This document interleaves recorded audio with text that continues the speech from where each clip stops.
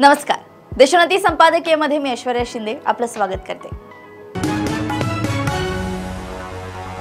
महाराष्ट्राने यापूर्वी अनेक निवडणुका पाहिल्या आहेत. राजकीय तणावाचे अनेक प्रसंग महाराष्ट्राने अनुभवले आहेत. परंतु आज दिसतो तितका तणाव, तितके द्वेषपूर्ण वातावरण पूर्वी कधीही या सुसंस्कृत राज्याने अनुभवले नव्हते. मतदानाचा दिवस जसा जसा जवळ येत गेला तसा तसा हा तणाव आणि द्वेष वाढतच गेला. त्यातूनच अनेक ठिकाणी उमेदवारांवर किंवा त्यांच्या निकटवर्तीयांवर हल्ले होण्याचे प्रकरण घडले. शाब्दिक आरोपांच्या पातळीने अगदी अत्यंत खालचा तळ गाठला. परस्पर द्वेषाने तर जात पात, धर्म अशा सगळ्या भिंती ओलांडल्या.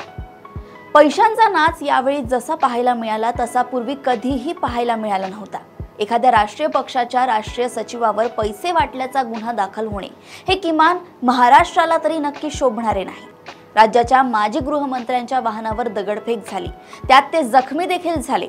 नाशिकमध्ये तर पैशांच्या वाटपावरून अनेकदा तणावाची परिस्थिती निर्माण झाली. एका उमेदवाराच्या बहिणीच्या वाहनावरही दगडफेक झाली. हा सगळा तणाव पाहता प्रत्यक्ष मतदानाच्या दिवशी ही मतदानाची संपूर्ण प्रक्रिया सुरळीत पार पाडणे निवडणूक आयोगासमोर नक्कीच खूप मोठे आव्हान आहे. वातावरणातील द्वेष, विखार कोणत्याही क्षणी स्फोटक स्वरूप धारण करू शकतो. मतदारांना धमकावणे, प्रलोभन दाखवणे, दहशत निर्माण करणे वगैरे प्रकार उत्तर प्रदेश, बिहार सारख्या राज्यात ते देखील खूप आधी होत असत.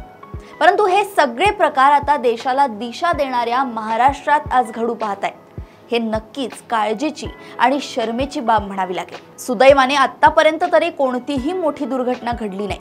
काही अपवाद वगळता निवडणूक प्रचार मोहीम तशी सुरळीत पार पडली. परंतु प्रचारादरम्यान पेरल्या गेलेल्या द्वेषाच्या, विखाराच्या बारुदीचा ऐन मतदानाच्या दिवशी भडका तर उडणार नाही ना, ही भीती कायम आहेच. असे काहीही होऊ न देता मतदानाची संपूर्ण प्रक्रिया सुरळीत पार पाडणे ही निवडणूक आयोगासोबतच प्रत्येक सुजाण नागरिकाची जबाबदारी आहे. अशाच राजकीय घडामोडी व अपडेट सोबत पुन्हा भेटूया देशोन्नती संपादकीयमध्ये. बघत रहा देशोन्नती. नमस्कार. ठळक घडामोडींसाठी देशोन्नती न्यूज चॅनलला सबस्क्राइब करा आणि बेल आयकॉन प्रेस करा.